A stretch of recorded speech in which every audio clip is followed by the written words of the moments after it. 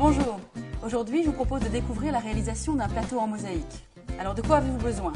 De mosaïque résine, une petite pince à mosaïque, de colle, de plâtre, de ciseaux, d'un crayon et de pochoir. Première étape, pour trouver le motif que vous voulez réaliser, vous pouvez vous inspirer de pochoirs. Celui que j'ai pris représente une théière. Vous vous placez sur le support et vous allez tracer le motif que vous voulez représenter, avec le crayon tout simplement sur le bois.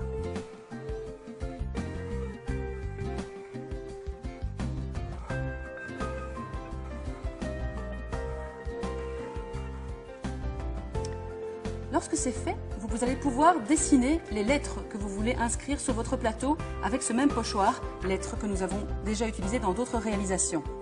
Pour ce faire, réfléchissez à ce que vous voulez écrire et centrez-le.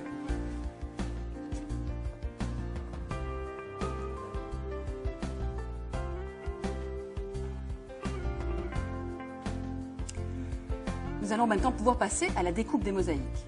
Les mosaïques résine existent en une infinité de variantes. Elles sont donc en plastique. Leur grand avantage est de pouvoir être découpées avec des ciseaux de cuisine ou avec une petite pince toute simple. Elles sont légères, elles sont aussi de différentes couleurs et de différents niveaux de transparence ou de brillance. Certaines comportent même des petits brillants. Celles que nous avons utilisées aujourd'hui sont légèrement irisées. Pour les découper donc, des simples ciseaux vous permettent de réaliser les motifs et les formes que vous souhaitez. Nous allons maintenant pouvoir passer à l'encollage. La colle utilisée est une colle vinylique, c'est-à-dire une colle blanche épaisse qui devient transparente après le séchage. On travaille avec un simple pinceau.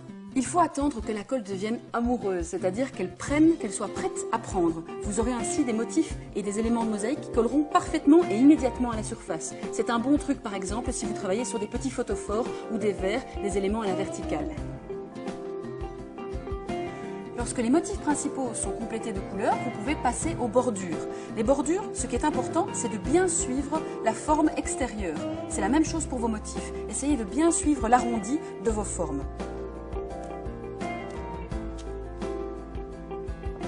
Lorsque la bordure est faite, il faut passer à l'arrière-plan.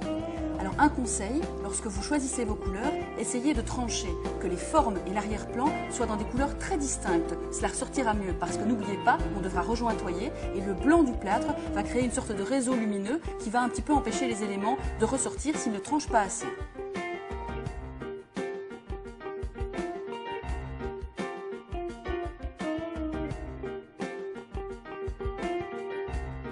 Voilà.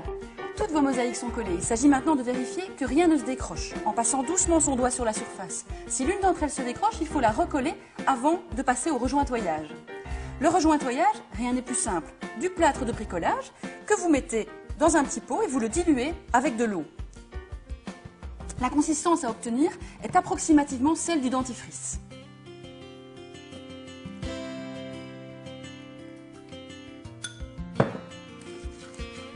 Lorsque la consistance est prête, vous pouvez prendre une petite plaque avec laquelle vous prélevez un petit peu de plâtre pour rejointoyer. L'application doit se faire de manière régulière, à la verticale et à l'horizontale, pour bien combler tous les interstices. Lorsque tout est rejointoyé, vous devez avec une éponge enlever le gros du plâtre qui dépasse, c'est-à-dire enlever tout ce qui n'est pas dans les creux.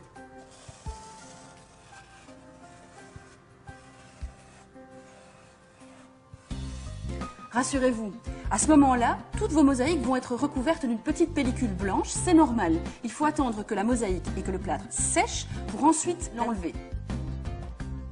Par petits mouvements circulaires, vous enlevez le gros du plâtre et vous allez voir que cette poussière va créer une sorte de poussière abrasive qui enlève tout le plâtre.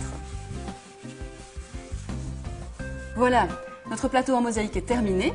Et dites-vous bien que vous pouvez utiliser cette mosaïque sur bien d'autres supports comme par exemple le verre, le métal ou la céramique.